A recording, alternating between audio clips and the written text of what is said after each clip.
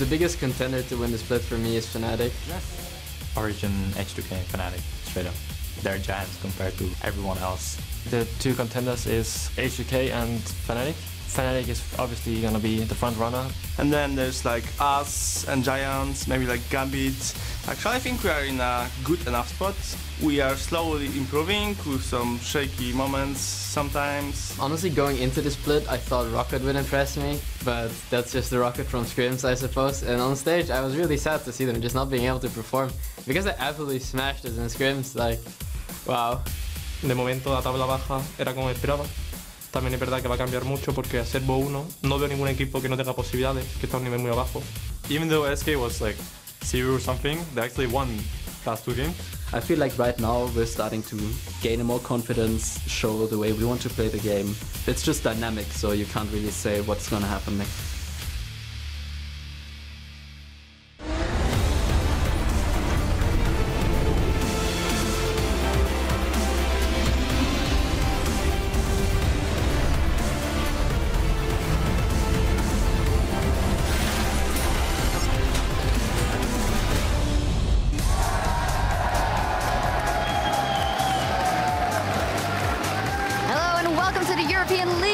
Championship Series. Things are heating up here in Berlin, Germany as we near the final stretch of the summer split.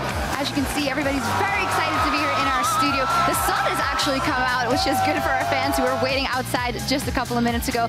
There's Pyra and QuickShot making some new friends, bonding with the fans that are visiting the studio here today before the show. They're the Copenhagen Wolves entering the studio with a lot of swag, might I add, looking for, well, a victory for them in this one. Same goes for Roccat there, Mr. Rawls, his second week with the team, and we'll see what they can do. I'm EpicSkillshot supporter here on the analyst desk with Challenger Series shoutcaster James Stress O'Leary and Mitch Kreppel-Voorspoels to take a closer look at the league, sporting that, well, mini Monty look. Whoa, whoa, whoa, whoa, whoa, whoa, whoa, whoa. More like Monty 2.0. All right, well, Mitch, please. Well, we'll leave that in the middle. We'll leave that in the middle. We do got to talk about the standings, though, because we're seeing some clear divisions there at the top of the table. Fnatic is still #1. They are undefeated, 8 straight wins, and they could actually tie their own streak record later here today. H2K in second, Origin right behind that, and then a lot of middle-of-the-table teams, and we are starting to see some very clear divisions when it comes to the table. Yeah, big divide. It's kind of 3 and then 7 with a big stack down at the bottom at 2 and 6 when it comes to how the teams are spread out. And honestly, there are a lot of factors that go into that, but it just, right now, Origin, H2K, Fnatic looking so much stronger than all of the other teams in the league. Yeah, we actually went on a bit of a quest to find out what separates these 3 teams from the bottom 7, and we nailed down to 3 bullet points, pretty much. The first one, and that's the most important one in my opinion, is that you need to have 3 carries, so a triple threat composition. Yes, I know every team has a top laner, mid laner, and AD carry, but they need to be able to carry the game on their own merit. They need to stand out, and especially in the likes of H2K, you see that with Oduan in the top lane and then Hjarnan in the bot lane doing a lot of damage, and then Ryu having a bit of that utility role, so it's nicely evenly spread. In addition to that, you need to have your jungler and your support work together. A lot of these teams, they don't really use them together, but if you look at the top teams like Fnatic, you always see Reignover and Yellowstar move together for that map control, for those wards, for that vision. And then in addition to that, you have the good shot calling. All these teams have shown really good macro level play. Origin, perhaps not so much because they steamroll their opponents usually. And that mixed together makes for a quality top tier team. And I feel like all these lower tier teams are lacking at least one of those. Yeah, that's really interesting that you bring that up, and it's not always the same thing for every team. I mean, for Unicorns, it's pretty much the shot calling. They end up kind of taking these weird fights. For Gambit, it's that synergy isn't always quite there. So each team has unique things to work on, but you can start to place them within these 3 categories if you kind of try and generalize quite a bit. Yeah, we'll start and track through the day what these teams are showing, but you've heard what these guys think, but we want to know from you as well. So tweet at LL Esports and let us know, what do you think makes a top tier team and why? As said, you know the drill, tweet at LL Esports and use that hashtag LCS, and we'll talk over your answers here later today. Now, we have 5 games on the slate. We're going to start off the day with Roccat versus the Copenhagen Wolves. We also have the Unicorns of Love versus Giants, and of course, our game of the week, as you can see there, after Origin versus Gambit, it's Fnatic versus H2K, which is going to be a great matchup. 4th game of the day, but a lot of matchups all around. And as said, the spotlight has been on Fnatic since the spring split. We're going to take a look at their opponents now, though, H2K with the Fisho. Thank you very much, Shucks. Yeah, I'm going to take a look at H2K and what they do so well, because currently they're sitting as number 2 in the European LCS. They might have a chance to beat Fnatic later today and take that number 1 spot.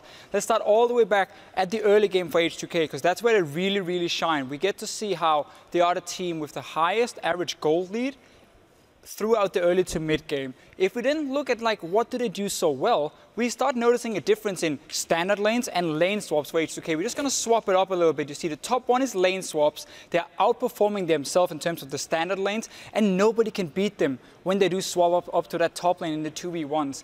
I have a clip highlighting what H2K does so well. One of the things is the ability to pre-plan your plays. So just before we started, you could notice how the bot lane here, the jungler and top laner, Odoamne and Lulex, they started all the way down here at their own red buff. Then they move all the way up to the top lane, skipping their own blue buff. This is what goes wrong for Giants, because they're timing the jungle clear, saying, okay, they're going to do red, they're going to do blue, so we know if we move top lane, we're going to make it to the tower, we're fine. But H2K, they're one step ahead. They skip that buff, they get up to the top lane and start zoning away the 3 members from Giants away from the tower. We can just roll the clip, and we get to see how Giants are now stuck between 2 towers. They can never really do anything, and all H2K wants to do now is deny farm from Whirlip and also take down that top tower a lot faster than Atri down this bottom lane here can do on his own.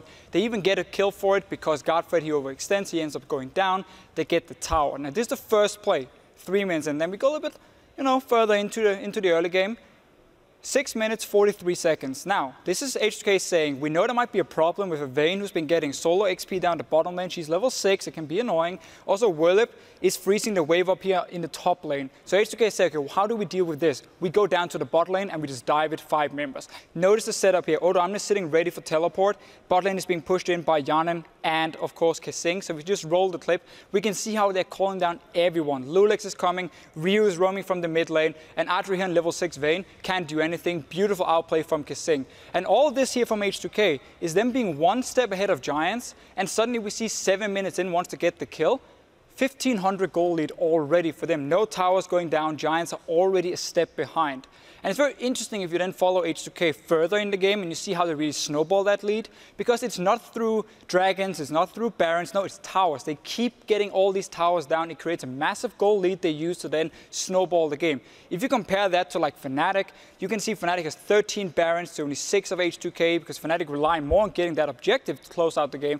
H2K, it's taking all your towers, and then as Crepo highlighted on the analyst desk, it's the triple threat composition where you have Odoamne, Ryu, and Yanen as the main damage dealers. We just see here compared to the average of the league. Notice how we have Odoamne and Yanen further or pretty far ahead compared to the standard top and AD carry. But then Ryu, of course, he's the sacrifice here. He's going down in terms of overall damage, but it's still 3 carries. And the reason Ryu is down in damage, it's because he's sacrificing himself for the enemy carries. I mean, notice here how he's just chasing Candy Panda. He pops another gold card. He doesn't use it on anyone. He only wants Candy Panda. He wants to trade his own life for one of the carries of SK Gaming. Flashes over the wall.